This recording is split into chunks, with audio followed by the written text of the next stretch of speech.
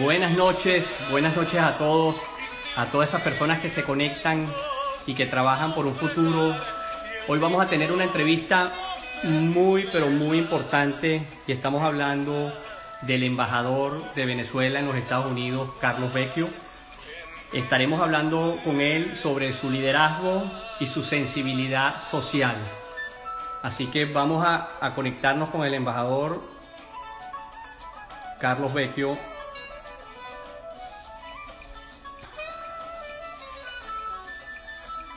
Estamos esperando la conexión.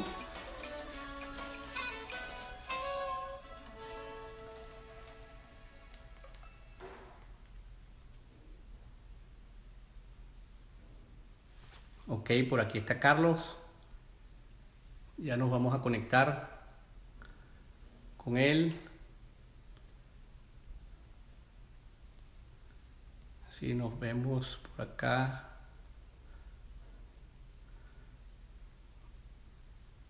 Carlos, ok, aquí estoy conectado.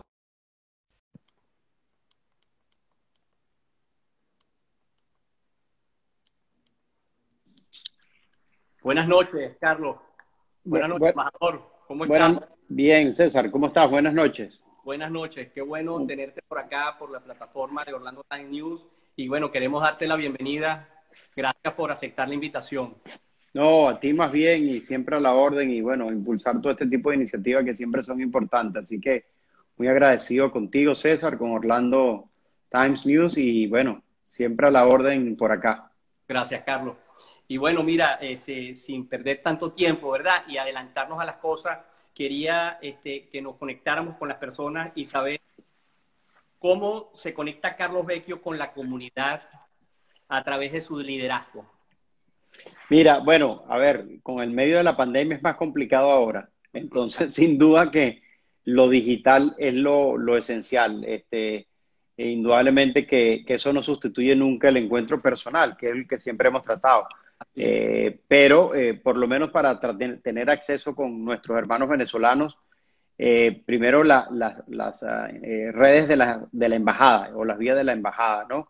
Es fácil comunicarse o ver la información oficial, las vías de comunicación que siempre estamos publicando allí. Yo pongo quizás dos correos fundamentales para que quienes tengan ganas de una consulta o de cualquier otro tipo de interrogantes, acudir uno que se llama servicios consulares us.embajadavenezuela.org.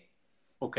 Ahí recibimos pues todos los planteamientos, inquietudes necesarias para que cada venezolano pueda tener acá. Y la segunda se llama mandatory notification us.embajadavenezuela.org. En este segundo que acabo de dar, tiene que ver con los venezolanos presos por razones migratorias, a quienes desde esa plataforma pues le estamos dando apoyo para lograr su liberación, trabajando con familiares, etcétera. Y está nuestra página web, que es us.embajada.org, que también pues contiene información y hay un registro consular que si se registran allí, pues tienen la oportunidad también de enviar información directamente por esa plataforma. Entonces, digamos, son las vías más fáciles. Yo por supuesto, hago encuentros. Por ejemplo, ayer estuve con un grupo de venezolanos en Orlando, Sí, venezolanos.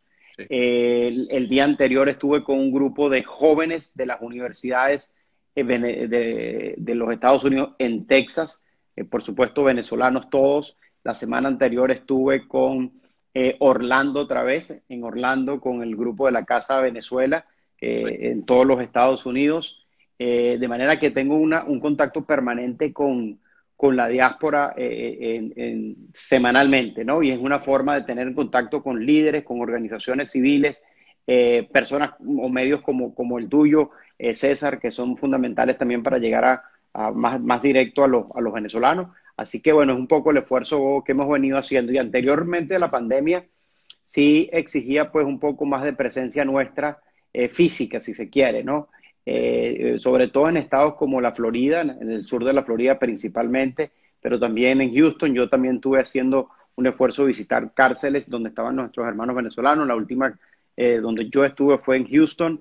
donde, bueno, menos mal que en esos venezolanos que estuvieron en ese momento allí salieron, quedaron libres, 23 venezolanos que logramos visitar, que estaban detenidos, pues quedaron en libertad. Y es parte de todo el esfuerzo que se ha venido haciendo pues de la embajada, con muchas limitaciones y por supuesto no con una infraestructura como uno la quisiera, pero apoyándose en lo digital para tratar en la medida de lo posible transitar esta complejidad que vive Venezuela sin perder el foco, Orlando, César, perdón, que es buscar la transición en Venezuela y generar toda la presión internacional para el cambio político, porque si no, en definitiva, no va a llegar nada y va a ser más difícil todo. Pero un poco ese es el esfuerzo que hemos venido haciendo en el plano, pues, más individual.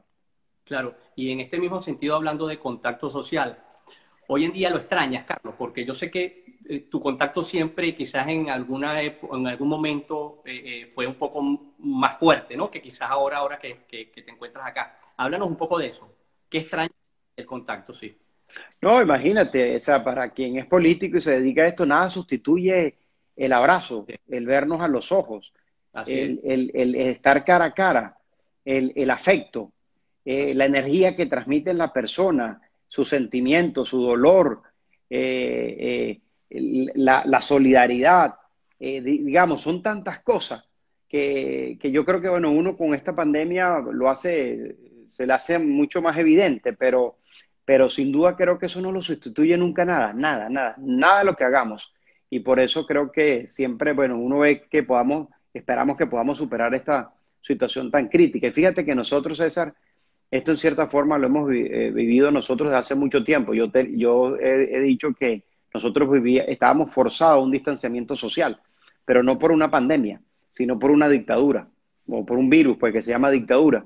Y nosotros, por ejemplo, todo este esquema de redes sociales, César, lo veníamos aplicando desde el año 2014. Para aquel momento yo estaba en clandestinidad, Leopoldo López preso, luego Freddy Guevara en una embajada, David Smolaski también fuera, y así se fue, digamos, creciendo ese aislamiento, si se quiere, que nos obligó a nosotros a utilizar las redes sociales con nuestro partido, nuestras comunicaciones diarias y discusiones políticas, y ahí tú lo extrañabas ya, de no poder incluso estar en tu país, en tu tierra, de querer estar en Venezuela y forzado por las circunstancias tuviste que abandonar Venezuela. A mí me tocó también vivir clandestinidad, que es mucho más fuerte, pues todavía que cualquier otra situación, porque está en una constante persecución y tensión permanente y que tienes que estar siempre pensando en mecanismos de comunicación para ver cómo mantenías aquellos accesos digamos, en este caso, a mi partido para las tomas de decisiones que había que hacer en aquel momento. Pero bueno, eso no lo sustituye nadie, César, y yo espero que, bueno, podamos superar esta etapa como humanidad, si se quiere, y que podamos volver a la normalidad, porque creo que es necesario y es parte de la vida, ¿no? ¿Cuál es el valor más preciado en ese contacto social, Carlos? Yo creo, a ver, la libertad, porque no te sientes libre, ¿no? Indudablemente, en otros términos, no como el que tenemos nosotros en Venezuela, pero si sientes que no puedes hacer lo que tú realmente quieres hacer. Entonces hay una limitación a tu libertad de moverte, de ir a un sitio, de estar o hacer cosas que no puedes hacer y te limita tu libertad. Bueno, te podrás imaginar cómo es eso cuando una sociedad como la nuestra, César, sufre la presión de una dictadura en los términos que le hemos vivido nosotros en Venezuela, lo difícil que es confrontar un régimen de ese nivel y cómo termina afectando pues a toda una sociedad. Carlos, mira, y hablando, saltando a otro tema diferente, pero más humano, sabemos que te gustan las chucherías, por ahí me dijeron que te gustan las chucherías, Sí, las galletas Oreo y las María, ¿no? sí, Cuéntame algo, ¿cuidas la salud como un templo? Pues, o sea, tú cuidas tu salud. sí, sí, trato de hacer ejercicio y trato de comer sano. Yo no tengo vida, o sea, por ejemplo, yo nunca en mi vida he fumado. Ah, Practica, como, sí, no, me gusta más que todo, César, el trotar. O sea, es lo que más disfruto y más me desahoga y más me hace despejarme. Ahorita con todo este tema, bueno, es más complicado, pero ahí es donde yo busco quizás el desahogo. El deporte, sobre todo en el trotar, es lo que más me da mi satisfacción y es el escape. Y sí, sí trato de mantener pues una comida sana, como te dijo, no tengo, yo no fumo, nunca en mi vida he fumado, no tomo, o sea, por supuesto que sí puedo estar en un evento social, puedes tener, pues, hacer lo que normalmente cualquier persona normal pues, hace, pero sí trato de mantenerme con salud, eso, cuidando las cosas, sí. Así es. Cuéntanos sobre tu paso por Harvard y si mantienes algún vínculo con alguna universidad en estos momentos. Mira, a ver, con Harvard, bueno, con algunos amigos todavía mantengo comunicación que estudiamos juntos. Pude ir gracias a una beca que me gané. Hice un máster de administración pública en la Escuela de Gobierno de Kennedy y un programa de Derecho Tributario Internacional en la Escuela de Leyes, ambos ahí de la Universidad de Harvard.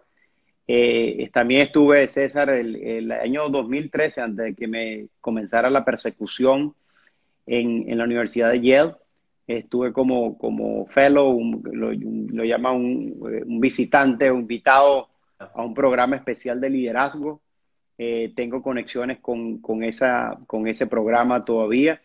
Y hice un programa acá, un máster de leyes en Georgetown.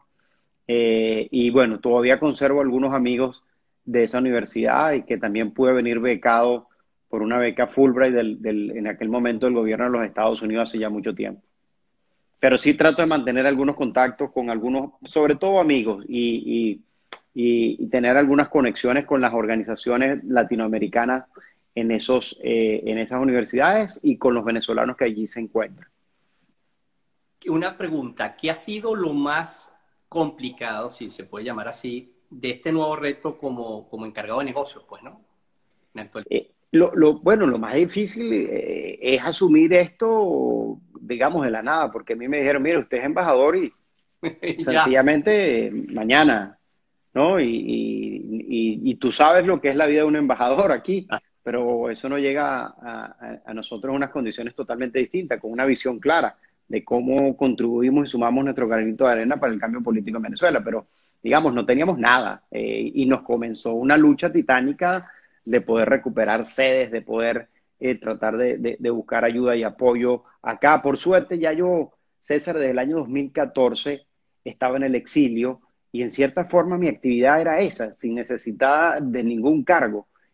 Simplemente yo comencé a hacer una labor internacional aquí en los Estados Unidos porque estaba acá para buscar apoyo a nuestra causa. Entonces, cosas que ya yo venía haciendo con la administración, en la Casa Blanca, en el Departamento de Estado, a nivel del Congreso, con los distintos congresistas, con lo que se denomina aquí staffer o profesionales que apoyan a los congresistas. Ya yo venía con ese trabajo, el 14, el 15, el 16, el 17, el 18, de manera que cuando llego en el 19 y ocurre esto, es como hacer lo mismo, pero ahora, por supuesto, desde una posición mucho más fácil. En aquel momento me tocaba hacer como varias brazadas para poder llegar a una orilla. Bueno, ahorita la brazada es más corta, pues, y llegas más rápido. Y entonces facilita muchas cosas, abre muchas más puertas, tienes mucho más acceso, tienes mucho más relaciones. Entonces, digamos, eso facilita mucho el trabajo que costaba mucho abrir ese camino, pero te doy un ejemplo. Yo recuerdo que cuando comenzamos a trabajar acá, el apoyo internacional, sobre todo en la OEA, bueno, ahí habían 3 votos que nos apoyaban. 3. wow, wow, O sea, increíble. 3 votos, César, ¿no? Y estaba llegando para aquel momento el secretario general Almagro con la salida de Insulza, cuyo venía de ser canciller de Pepe Mujica y tú sabes, uno tenía todas estas aprensiones, pero bueno, podemos decir que en el 2019 pasamos de tener 3 votos, en el 2014 a tener voz y voto dentro de la OEA. Hoy nuestra voz está allí, defendiendo las democracias de este continente. Entonces, ¿quién se hubiese podido imaginar eso, César? Nadie, nadie. Una tarea titánica que yo resalto eso como uno de los logros más importantes del gobierno interino y que responde a la lucha del pueblo de Venezuela. Y ahí está parte del reconocimiento. Y que ahora tengamos voz y voto, tú dices, oye, tenía Wow. 3 votos y ahora tienes voz y voto. Bueno, es parte de un esfuerzo que no comenzó en el 2019, sino es una siembra o una lucha permanente que viene dando nuestro pueblo. Claro, definitivamente. Y entendemos que existe una grave crisis, ¿no? Con respecto a la identidad en los inmigrantes venezolanos. ¿Qué está realizando, Carlos, la embajada para solventar la problemática de los pasaportes, por ejemplo? Mira, César, aquí hay que ver los tiempos, ¿no? Porque esta lucha se ha extendido más de lo que nosotros hubiésemos querido. Esa es la verdad. Y cosas que no consideraste antes, estás obligado a considerarla ahora. Por eso, por ejemplo, nuestro primer enfoque en el año 2019 fue busquemos que los pasaportes actuales vencidos sean aceptados. Eso es uno de los planteamientos que apenas yo asumí esta responsabilidad, lo conversé con los Estados Unidos. Me acuerdo que me dijeron mucha gente, Carlos, estás loco. Eso no te lo va a aceptar nunca Estados Unidos. Bueno, lo aceptó. Y hoy los venezolanos pueden entrar aquí a los Estados Unidos con su pasaporte vencido. Eso sí, tiene que tener la visa. Y puede pedir su visa con el pasaporte vencido, que no tenga una vigencia, un vencimiento superior a los 5 años. Ahora, ¿eso es lo perfecto? No lo es, César. No es. Pero sí alivia el proceso y nos permite ir en la mejor manera. Ahora, luego que ha pasado un tiempo mucho más largo, sí nos lleva a nosotros o nos obliga a pensar a buscar mayores soluciones como la que tú has planteado. Nosotros estamos en este momento evaluando la prórroga del pasaporte o un pasaporte nuevo o especie de un ID consular acá. Eso tiene dos elementos que estamos discutiendo con el Departamento de Estado. Uno, seguridad. Recuerda que aquí desmantelaron todos los consulados, se llevaron todos los equipos, el régimen anterior o el régimen de Maduro, y al no tener base de identidad, cómo cotejar, etcétera, es un tema central de seguridad, porque Así. no puedes tú emitir un documento que termine en manos de un terrorista. Entonces, ese aspecto de seguridad es uno de los más importantes que estamos evaluando. Y el segundo es que el documento que emitamos, por supuesto, sea aceptado por todos los países y, por supuesto, en esa discusión y en esa conversación estamos para que lo que se emita, pues también le sea práctico a los venezolanos. Entonces, yo te diría que ahorita convivimos con el pasaporte vencido, que le sirva a los venezolanos entrar y salir y pedir visa. No es lo perfecto, lo sé, pero alivia Claro. frente a esta dificultad mientras estamos discutiendo esta medida ya más de fondo, pero que requiere un análisis más profundo y sobre todo con nuestro aliado, en este caso los Estados Unidos, para tocar estos dos aspectos que son centrales. Yo espero que podamos tener en los próximos meses pues una decisión sobre esto. Claro, aproximadamente hay unos 1.200 venezolanos varados en los Estados Unidos, producto del cierre, por supuesto, de la frontera por el narcorrégimen. ¿Qué escenarios tienes visualizado la embajada y qué ha realizado para poder ayudar? En este caso, Sí, mira, César, totalmente, ¿no? Te digo, bueno, es que tengo varios amigos en la misma situación, o sea, a todos nos toca, y sé lo difícil que es estar aquí, sobre todo cuando no estabas preparado para quedarte, etcétera. sí, Uno de los primeros que alzamos la voz frente a eso fuimos nosotros, porque ese problema de los varados, César, no solo se estaba presentando en los Estados Unidos, sino en todas partes. Había venezolanos en todas partes. Y el gran error fue que el régimen de Maduro cerró el espacio aéreo y aún continúa cerrado. Eso no lo hizo ningún país a sus connacionales. Todos los países permitieron los vuelos con con sus connacionales, por supuesto, cuidando todas las medidas sanitarias, como debe ser. Pero, por ejemplo, Colombia le permitía a las líneas aéreas ir a Colombia como colombianos. así es. Y en el caso de Venezuela, no. Y nosotros en aquel momento, cuando estaba ocurriendo ese problema, hablamos con las líneas aéreas privadas y todas estaban dispuestas a llevar a los venezolanos y cumplir con los tickets que ya tenía, es decir, no había ningún costo adicional. Bueno, Maduro cerró el espacio aéreo y no las permitió ir, y eso generó este gran problema. Insisto que todavía sigue cerrado. Nosotros hicimos en ese momento entonces, César, este correo que te di de Sí. serviciosconsulares@us.embajada.org, y se lo dimos a quienes estaban en esa situación, logramos levantar un listado, aproximadamente es el número que tú dices, nosotros llegamos a tener cerca de 1.000 personas registradas. El segundo aspecto que hablamos con el Departamento de Estado es que se le permitiera se dictar una normativa que le diera legalidad para la extensión de su estadía. A muchos se les vencía, entonces para que no entraran, quedaran en estatus ilegal, pudieran hacer una extensión, una prórroga. Ahí existe un mecanismo online donde se puede hacer esa extensión. Hay que pagar un fee, hay que decirlo con claridad. Nosotros hemos pedido al Departamento de Estado que quite ese pago, que se exonere a los venezolanos porque es costoso, sobre todo cuando es una familia. Entonces, eso lamentablemente no lo hemos logrado. Seguimos pidiendo y ejerciendo esa presión para que exoneren a los venezolanos. No conforme con eso, con los Estados Unidos coordinamos, César, 2 vuelos gratuitos saliendo de Miami, yendo a México, uno aterrizaba en Caracas y otro en Maracaibo, y el régimen no los dejó aterrizar. Y habíamos conseguido esos vuelos gratuitos. Los venezolanos aquí varados no tenían que pagar nada. Y bueno, y el régimen sigue haciendo política y no le importa a la gente ni el sufrimiento de la gente y toma decisiones como esa cuando, digamos, hacemos un esfuerzo para que pudiéramos ayudar a estos hermanos venezolanos. Y ahora lo que estamos haciendo también, lo estamos haciendo una prueba piloto en Houston principalmente, donde estamos trabajando con algunas ONGs locales, por ejemplo, el Food Bank de Houston, donde vamos a hacer unas jornadas de entregas de alimentos a los venezolanos allá, que incluye a los varados. Hemos trabajado con Citgo y sacamos un programa que se llama Hoy Invita Simón, con un grupo de restaurantes para que den comida gratuita, y ahora eso lo queremos extender al sur de la Florida, por supuesto, por razones obvias, por donde hay más venezolanos, y poderle darle ese apoyo. De manera que hemos venido haciendo este esfuerzo, y lo otro que queremos hacer para seguir elevando esta problemática, pues lo hemos hablado con la comisionada de los derechos humanos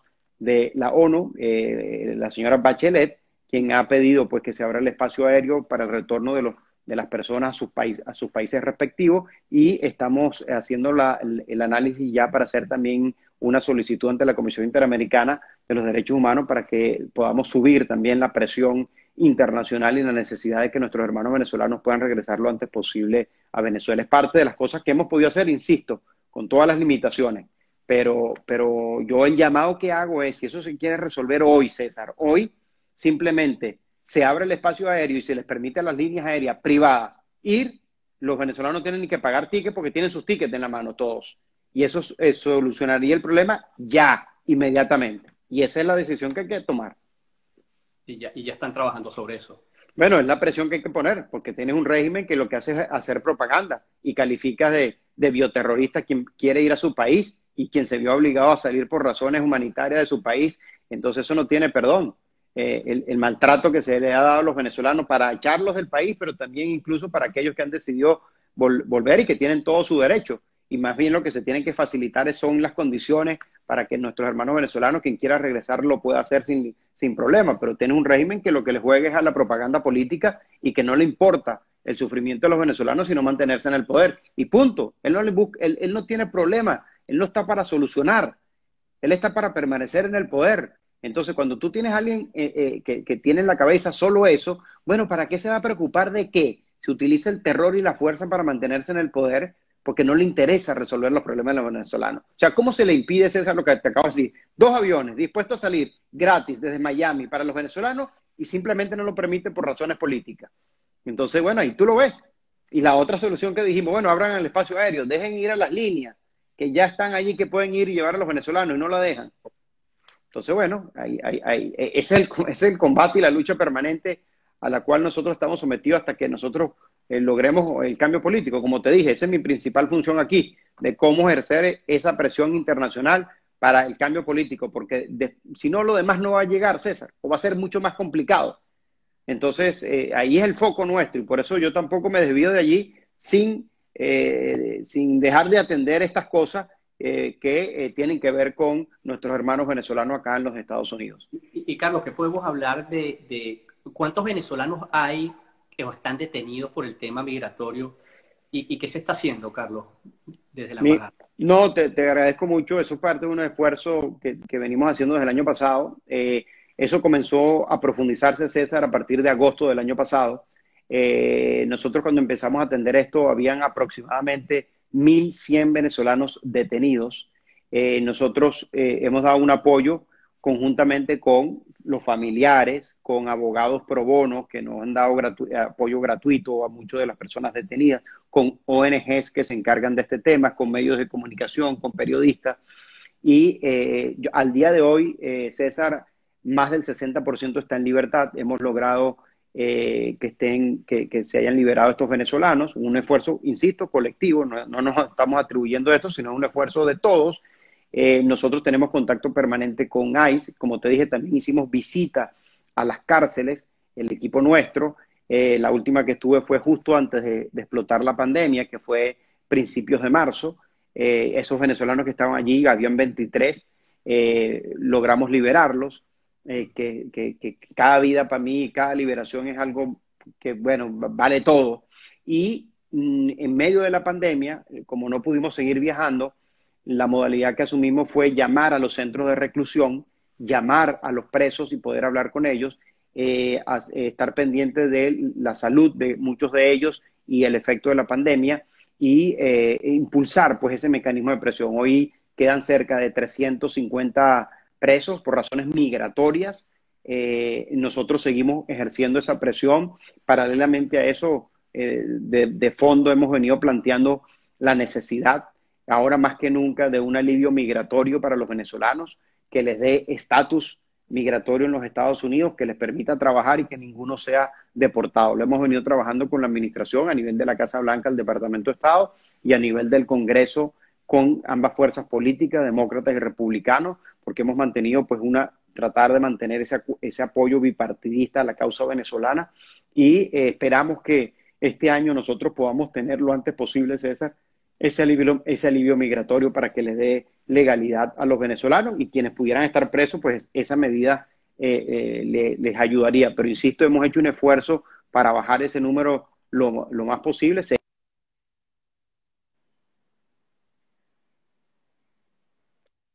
Vamos, tener esa medida migratoria que resolvería ya el problema de fondo y que les permitiera a los venezolanos económica, porque al darle la posibilidad de trabajar, entonces lo pones en mejor posición para enfrentar la crisis. Carlos, ¿cuántos venezolanos están en México que cuentan con el protocolo MPP, el protocolo de protección de inmigrantes, y están a la espera de respuesta por parte de cortes de inmigración? Bueno, ese es más difícil porque se maneja desde México, entonces yo tengo poco acceso a esa información y a lo que está ocurriendo allí, César, para hablarlo con claridad. Yo no tengo esos detalles completos y se manejan desde México. No hay problema. Y Carlos, ¿en qué área de trabajo está focalizado el trabajo de la Embajada de Venezuela en este momento? Mira, yo desde que asumimos esto hemos tenido 4 pilares, César, Okay. para el cual nosotros hemos enfocado nuestra, digamos, acción como misión diplomática. La primera, sin duda, la más importante es la coordinación, articulación internacional para tener la mayor cantidad de aliados que nos apoyen en la causa para buscar la salida de la dictadura. Y digamos, ese es el foco central. O sea, no podemos perder el objetivo. La crisis de Venezuela, su origen es político. Y para resolverlo hay que resolver el problema político. Y eso necesariamente pasa, César, por la salida de la dictadura. Entonces, mi esfuerzo, mi tiempo, mis discusiones están enfocadas allí. Y ese es el gran primer pilar.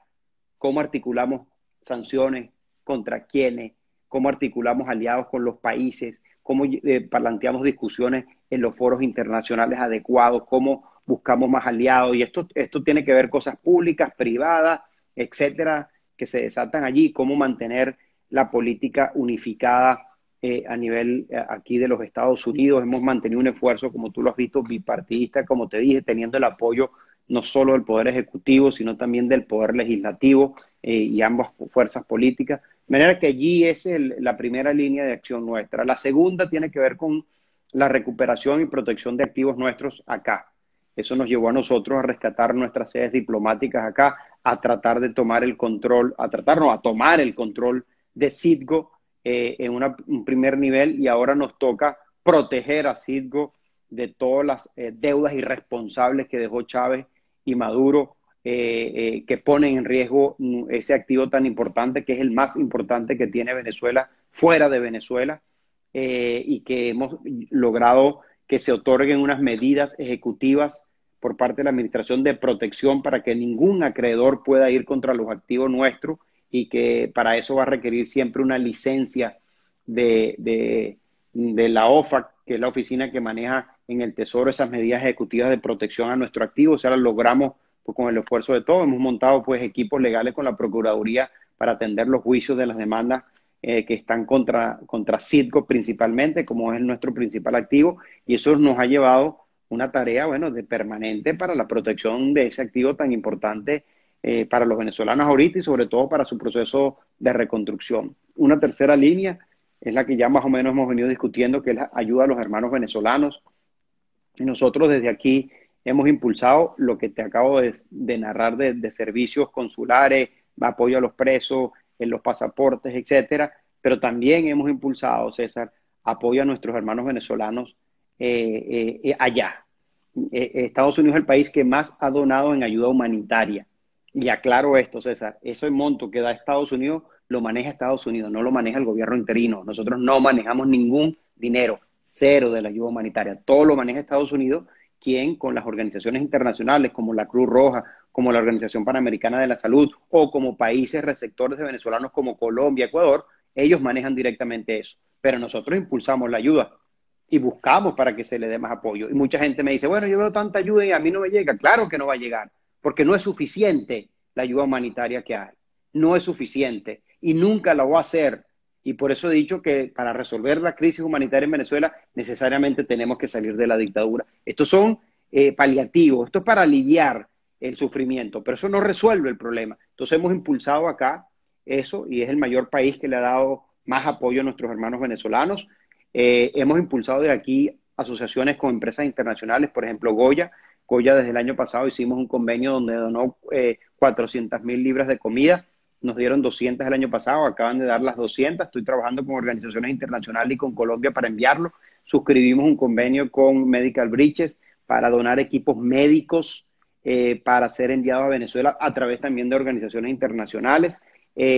Logramos aquí proteger 342 millones de dólares que Maduro se los quería llevar, que estaban en un banco privado. Logramos transferir ese dinero a una cuenta de la Reserva Federal de los Estados Unidos para que estuviese protegido. Desde allí, la Asamblea Nacional aprobó 80 millones en un presupuesto y acabamos de dar esta semana 14 millones a la Organización Panamericana de la Salud y a la Cruz Roja para llevar equipos de protección a los médicos para atender la pandemia, para que no mueran los médicos en Venezuela. Eso ocurrió esta semana y a partir de la semana que viene el bono de la salud que sale de ese dinero se le va a dar $100 a cada trabajador de la salud en Venezuela por 3 meses. Con los pocos recursos que tenemos, eso es lo que estamos haciendo. Y es parte, pues, del esfuerzo que estamos haciendo, insisto, en ese tercer pilar que yo llamo ayuda humanitaria o atención a los venezolanos. Y el último tiene que ver con el plan país o la visión nuestra de país. Aquí hay muchos venezolanos talentosos con de quienes recibimos pues información, sus ideas, sus relaciones, donde también tenemos la oportunidad de conversar con empresas privadas americanas sobre cómo pueden participar en el proyecto de reconstrucción, que nosotros también les decimos cuál es nuestra visión de país. Nos da la oportunidad de estar aquí en los diferentes multilaterales y el rol que pueden jugar ellos en el proceso de recuperación de Venezuela. Y, por supuesto, eso se transmite, eso se convierte en un pilar fundamental porque tenemos que estar preparados para el día D, para ya comenzar con toda fuerza el proceso de recuperación de Venezuela. Y aquí hay mucho talento y hemos tenido encuentros pues con la diáspora venezolana, con los expertos venezolanos. Y es hablar de la diáspora venezolana.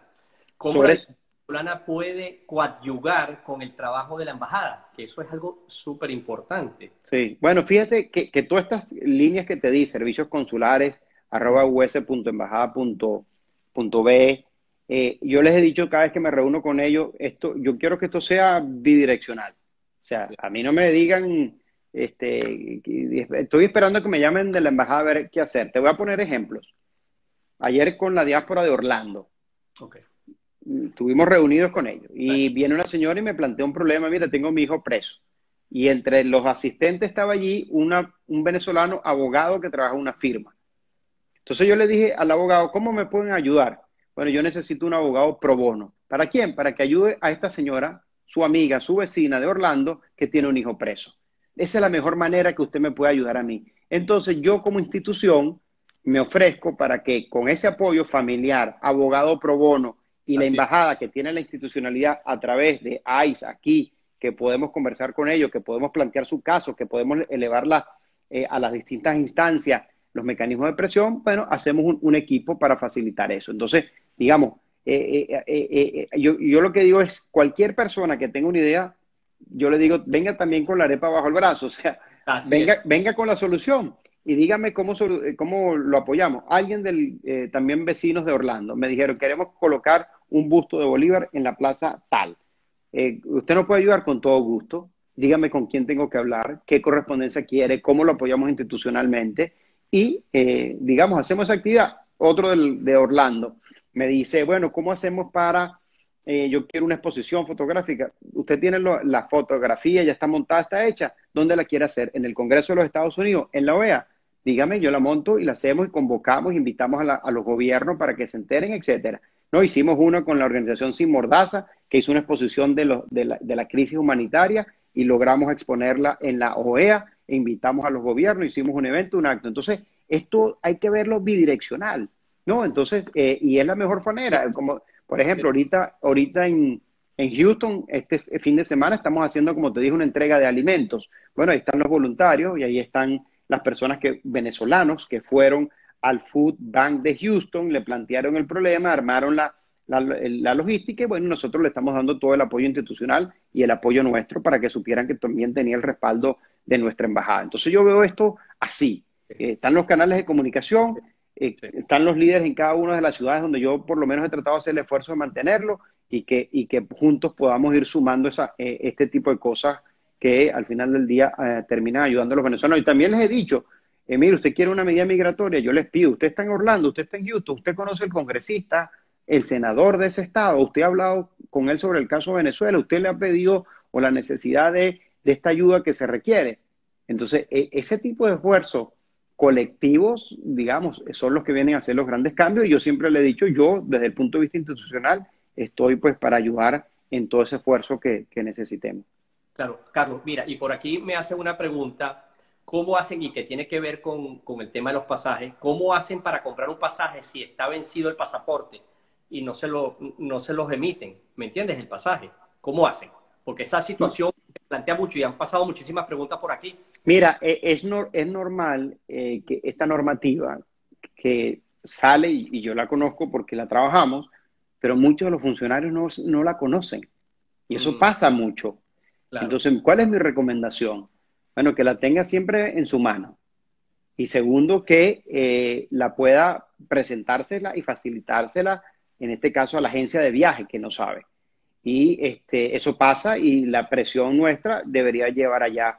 Y en el último caso, hacer el esfuerzo para que una parte de nuestra gente en el país donde se encuentra, por ejemplo, si es en Colombia, bueno, que la embajada nuestra hable con la línea aérea de Colombia o que le pida que la embajada de los Estados Unidos de ese país respectivamente, pues pueda llamar también a la línea aérea y le aclare de que esa normativa existe. Normalmente las líneas aéreas tienen la conexión con los Estados Unidos y pueden hacer también este tipo de consulta. Entonces, lo importante es tener el conocimiento que la norma existe, que es vigente y que es muy posible que sea desconocida, incluso, César, por autoridades de los Estados Unidos en los distintos aeropuertos que puedas llegar. Entonces, hay unos que, por supuesto, que los venezolanos utilizan más, como es Miami, se conoce más, pero si llegas a ir por otro sitio, quizás no lo conocen e incluso van a tener que llamar y consultarlo porque no es una normativa, como te digo, sí, que suele existir. Entonces, bueno, nos toca ese debate permanente de tener la no, norma en la mano, pues. mantenerlo en la mesa, así es. Sí es. Carlos, y te pregunto, y estamos ya entrando al final de esta entrevista, que te agradezco muchísimo. ¿Qué es lo que más extrañas de Venezuela? Wow, yo te diría nuestra cultura, nuestra tierra. Extraño, te lo digo, por ejemplo, estar en mi pueblo, poder visitar a mis padres, eh, el Ávila en Caracas, el poder volver a recorrer a Venezuela, el poder dar la mano a los venezolanos, digamos, el poder estar allá luchando para que nosotros podamos tener libertad, ¿no? Eso lo extraño. Y Así es. extraño sobre todo, César, que mi hijo no viva lo que yo viví de pequeño. Eso, o sea, o sea, uno siempre soñó que cuando uno tuviese un hijo, lo que quería era que él viviera lo mismo que uno vivió, ¿no? De su cultura, de su gente, de sus tradiciones, Uh, etcétera, ¿no? De la comida, del intercambio con los su colores. familia, con sus primos, su pueblo, mi pueblo. Entonces, digamos, no es así, pues, no es así, ¿no? Y uno tiene que aceptarlo, pero bueno, siempre estoy hablándole de Venezuela, de lo que pasa, de sus abuelos, de su familia, pero no es lo mismo. Entonces, bueno, nada, hay que aceptar eso y sacar más bien el mejor provecho mientras estamos acá. Y en esa forma el exilio, pues, se nos ha hecho menos fuerte en el sentido de aprovecharlo mientras estemos aquí, de hacer todo lo que humanamente podamos para ayudar a nuestro pueblo. Y cuando uno lo lleva de esa manera, creo que lo maneja distinto, sacándole el mejor provecho de la situación que te puso la vida Así es. y que pueda sumar a ese cambio en Venezuela, porque con todo esto que te digo, César, yo siempre pienso en mis hermanos venezolanos que hoy no pueden comer, que no tienen luz, que se le murió un familiar, que no tienen cómo enterrarlo, o hermanos y amigos que hoy tengo presos, que están siendo torturados, que su familia está sufriendo, que están en una situación mucho más dura. Estar en el exilio no es fácil, es duro también, pero hay hermanos venezolanos que están en una situación mucho más compleja. Entonces, yo creo que uno no tiene por qué quejarse. Yo más bien le digo a quienes estamos acá que lo que hoy somos se lo debemos a nuestra tierra y que donde estemos, cada uno de nosotros es Venezuela, es un pedacito de Venezuela. Venezuela también es su gente y que tenemos que hacer lo que humanamente podamos para ayudar a nuestro pueblo, para que podamos transitar rápidamente a la libertad. Y yo creo que si lo evaluamos así, ya todo lo demás, digamos, son cosas que las podemos manejar. Desearíamos que fueran de otra manera, pero bueno, es así. Pero entender que estamos acá para sumar un grano de arena para el cambio político en nuestro país. Carlos, en dos palabras, un mensaje para la diáspora venezolana. Lo que les dije, no olviden nunca Venezuela. Lo que ustedes son, se lo deben a Venezuela. Así Y es. Venezuela es cada uno de ustedes. Venezuela la tenemos aquí. Esa nunca se va a salir de allí. Así Así que vamos a devolverle a Venezuela lo que nos dio. Y que entendamos que para poder superar la crisis en Venezuela requiere de todos los venezolanos, incluyendo los que están afuera. Y que nos preparemos para la reconstrucción, porque muchos de ustedes van a hacer falta para el proceso de reconstrucción de donde estén, no necesariamente tienen que estar en Venezuela. El que quiera ir, que vaya y regrese. así Pero es. el que no, también puede aportar desde afuera porque es un activo que es muy valioso y en realidad se han convertido en nuestros verdaderos embajadores. Así es. Carlos, y última pregunta. ¿Cuál es tu postre favorito? Y yo te diría que la Marquesa de Chocolate. Eso es. Carlos, te quiero dar las gracias.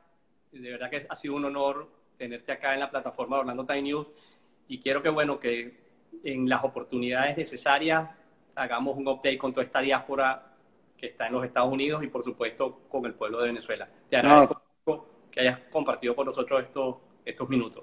no, gracias a ti, César, muy agradecido, agradecido con Orlando Times News y esto es Venezuela, estos somos los venezolanos Así y es. cada uno de nosotros tenemos que apoyarnos en cada una de las iniciativas que hagamos, teniendo siempre en mente pues ese gran país. Así que muchísimas gracias a ti y Dios te bendiga. Amén. Bueno, señores, a todos los que se conectaron con nosotros, muchísimas gracias y desde aquí les mandamos un saludo fuerte y nos vemos pronto en la próxima oportunidad. ¿Ok? Gracias, gracias César, un fuerte abrazo. Fuerte abrazo. Hasta Chao. luego.